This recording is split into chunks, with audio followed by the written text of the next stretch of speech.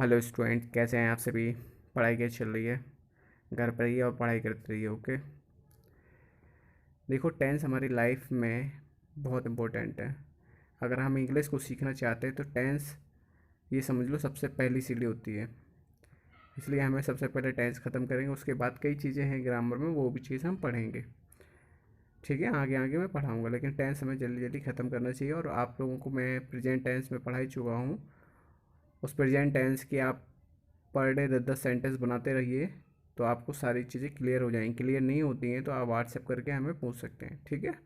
आज हम पढ़ेंगे पास्ट टेंस के बारे में।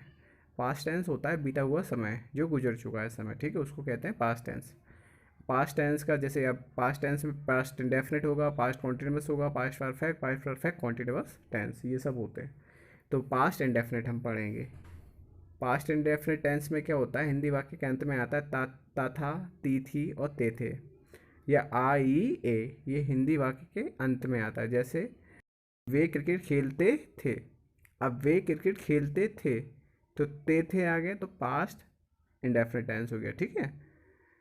तो ये कई चीज़ें हैं। तो आप एफर्मेटिव सेंटेंस का रूल हम पढ़ लेते हैं। पास्ट इंडेफिनिट के एफर्मेटिव का रूल होता है सब्जेक्ट प्लस वर्ब की second form plus object.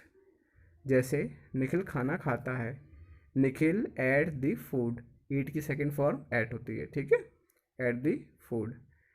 Next पे आते हैं नेगेटिव सेंटेंस। नेगेटिव सेंटेंस का रूल क्या होता है, सबसे पहले आता है सब्जेक्ट, फिर आता है डिड, फिर नॉट प्लस वर्ब की first form plus object.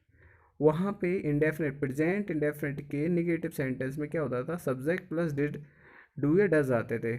Do does में से में छांटना होता था। लेकिन अब यहाँ पे सिर्फ डिज का यूज़ करेंगे। डिड में चाहे सिंगुलर सब्जेक्ट हो चाहे प्लूरल हो, सिर्फ डिड का यूज़ हम करते हैं। ठीक है, नेगेटिव रूल समझ गए। Subject plus did plus not plus verb की फर्स्ट फॉर्म प्लस ऑब्जेक्ट। जैसे निखिल खाना नहीं खाता है, देखो रूल हम एक ही रखेंगे, एग्जाम्पल हम एक ही लेंगे। ठीक है, ताकि आपको ढंग से समझ में आए। निखिल खाना नहीं खाता है तो क्या आएगा, Nikhil did not eat the food. अब दी लगाओ चाहे ना लगाओ तो ईट दी फूड आ जाएगा। ठीक है। सेकंड थर्ड पे आते हैं इंटेरोगेटिव। अब इंटेरोगेटिव क्या होता है, इसमें आता है सबसे पहले WH वर्ड, जो उसमें भी आता था, फिर डिड आएगा, फिर सब्जेक्ट आएगा, फिर वर्ब की first form plus object plus question mark. ठीक है, ये इसका इंटेरोगेटिव का रूल होगा। जैसे निखिल खाना क्यों खाता है, अब क्वेश्चन बीच में होगा तो पहले लिखेंगे। अगर पहले क्वेश्चन पूछ लिया जाए तो हम सीधा डिड का यूज़ करेंगे हेल्पिंग वर्ब का। ये मैं पिछले वीडियो में प्रेजेंट इंडेफिनिट जब पढ़ाया था उसमें समझा दिया था। ठीक है। निखिल खाना क्यों खाता है, तो यहाँ क्या आएगा, वाई, तो क्वेश्चन वर्ड पहले आएगा क्यों, तो वाई, फिर आएगा डिड, फिर सब्जेक्ट क्या है निखिल, वाई डिड निखिल, फिर वर्ब की फर्स्ट फॉर्म ईट दी फूड, तो सिंपल आ गया, why did Nikhil eat the food. ठीक है।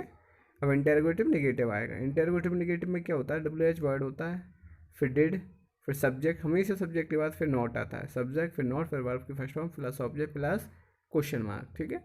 जैसे निखिल खाना क्यों नहीं खाता, अब क्यों नहीं खाता है, तो why did Nikhil not eat the food. ठीक है, why did Nikhil not eat the food. समझ में आ गया आप सभी को। ठीक है।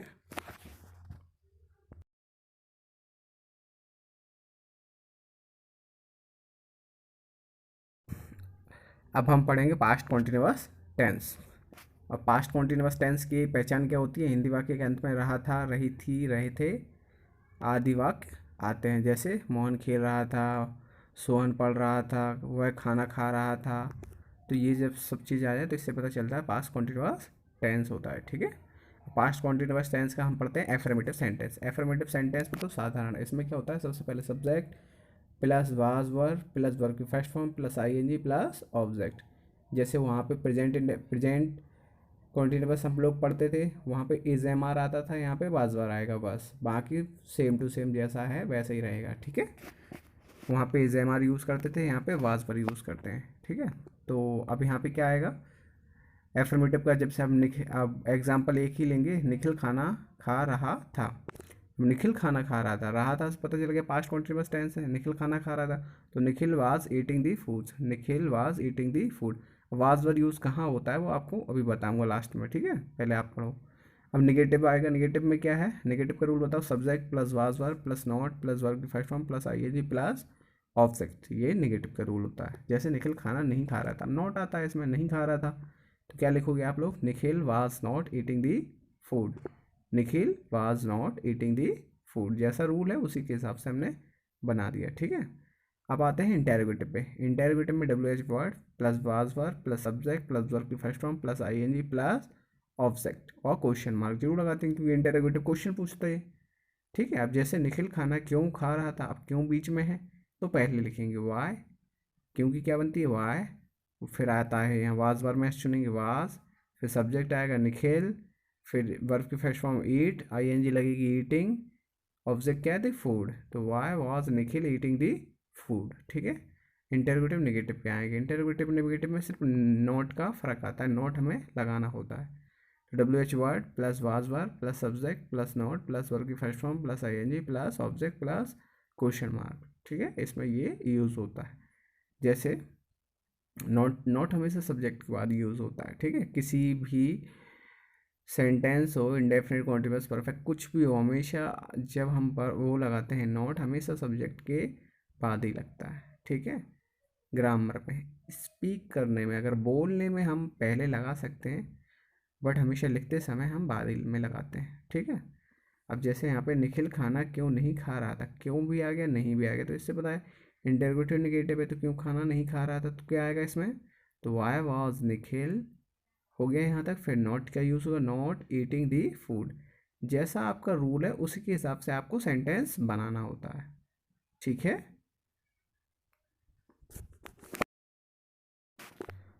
अब हम पढ़ेंगे वास कहाँ यूज़ होता है और वर कहाँ यूज़ होता है। तो यहाँ मैंने लिख रखा है, देखो आई, ही, सी, इट एंड सिंगुलर सब्जेक्ट के साथ हमेशा वास का यूज़ होता है, और यूज़ ऑफ वर हमेशा यूज़ होता है वी के साथ, यू के साथ और दे के साथ, and plural subject, plural subject मतलब एक से ज़्यादा, दे जैसे मोहन और सोहन, वे सभी, दीज बुक्स, तो कई चीज़ें ये अगर ये आते हैं, मतलब प्लूरल सब्जेक्ट आते हैं तो हमेशा हम किसका यूज़ करते हैं, वर का, और सिंगुलर सब्जेक्ट आते हैं तो हमेशा वास का यूज़ करते हैं, ठीक है। अब अगले नेक्स्ट में पढ़ेंगे पास्ट कॉन्टिन्यूस हो चुका है, पास्ट परफेक्ट और पास्ट परफेक्ट कॉन्टिन्यूस, ठीक है। अगले वीडियो में पढ़ेंगे, कंटिन्यू पढ़ो, और कोई भी डाउट हो आप व्हाट्सएप पे क्वेश्चन करके पूछ सकते हो, ठीक है।